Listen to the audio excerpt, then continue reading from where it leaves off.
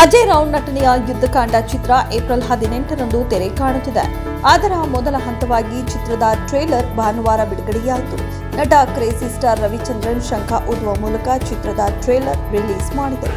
ಇದರ ಜೊತೆಗೆ ಚಿತ್ರದ ಮೊದಲ ಟಿಕೆಟ್ ಅನ್ನು ಖರೀದಿಸುವ ಮೂಲಕ ಅಜಯ್ ರಾವ್ ಅವರಿಗೆ ಶುಭ ಕೋರಿದರು. 5 ಗೋಲ್ಡ್ ಕ್ಲಾಸ್ ಟಿಕೆಟ್ ಹಣವನ್ನ ನಟ ಅಜಯ್ ರಾವ್ಗೆ ವೇದಿಕೆಯಲ್ಲಿ ನೀಡಿದರು ರವಿಚಂದ್ರನ್. ಇದೇ ವೇಳೆ ಮಾತನಾಡಿದ ರವಿಚಂದ್ರನ್ ಅವರು, ಈ ಕಾರ್ಯಕ್ರಮಕ್ಕೆ ಬರುವಾಗ ಅಜಯ್ ರಾವ್ ಮಾತನಾಡಿರುವ ಸಂದರ್ಶನ ನೋಡ್ತಾ ಬಂದೆ. ಒಂಥರ ಭಯ ಆಯ್ತು. ಸಾಲ ಮಾಡಿದ್ದೀನಿ ಎಂದೆಲ್ಲ ಮಾತನಾಡಿದ್ದಾನೆ. ಆಗ ನನ್ನ ಸಾಲಗಳೆಲ್ಲ ನೆನಪಿಗೆ ಬಂತು.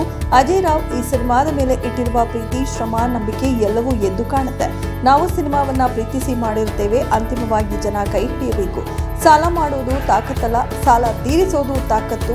ಈ ಸಿನಿಮಾ ಮೂಲಕ ಮುಂದೆ ಸಾಲ ಮಾಡದೆ ಸಿನಿಮಾ ಮಾಡುವಂತಾಗಲಿ. ನಾನು ಈ ಚಿತ್ರವನ್ನ ಚಿತ್ರಮಂದಿರದಲ್ಲಿ ನೋಡುತ್ತೇನೆ ಎಂದರು.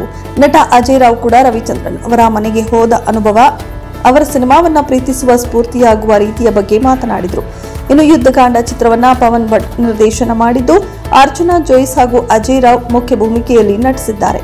ಉಳಿದಂತೆ ಹಿರಿಯ ನಟರಾದ ನಾಗಾಭರಣ, ಪ್ರಕಾಶ್ ಬೆಳವಾಡಿ ಪ್ರಮುಖ ಪಾತ್ರ ಮಾಡಿದ್ದಾರೆ. ಇದು ರೆಗ್ಯುಲರ್ ಕೋರ್ಟ್ ರೂಮ್ ಡ್ರಾಮಾ ಅಲ್ಲ ಎನ್ನುವುದು ತಂಡದ ಮಾತು.